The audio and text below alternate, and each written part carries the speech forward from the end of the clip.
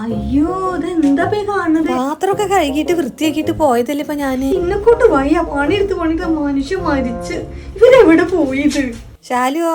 അയ്യോ അമ്മ എന്നെ വിളിക്കല്ലേ, തീരെ വയ്യ പീരിയഡ്സ് ആയിട്ട്. ഓ എന്റെ ഒരു വിധി, ഇതൊന്നും ഇപ്പൊ ആർക്കും ഇല്ലാത്താണല്ലോ ഇപ്പൊ ഇത്. ഞാൻ മറ്റോളെ ഒന്ന് പോയി നോക്കട്ടെ. അഞ്ചുവാ. അയ്യോ അമ്മയ്ക്ക് തലവേനിച്ചിട്ട് വയ്യ, എന്നെ വിളിക്കല്ലേ. അതൊരു കഷ്ടം. 2 മരുമക്കളുണ്ട്, ഏത് നേരവും വയ്യായാണ്.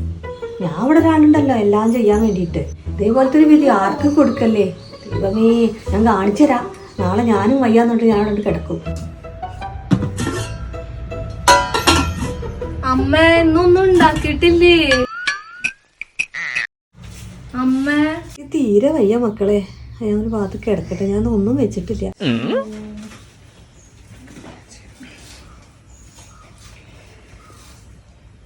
ആ അഞ്ചോ, ഇന്നിവിടെ ഒന്നും ഉണ്ടാക്കിയിട്ടില്ല. നമുക്കൊരു കാര്യം ചെയ്താലോ, പുറത്തു പോയിട്ട് മന്തി കഴിക്കാം.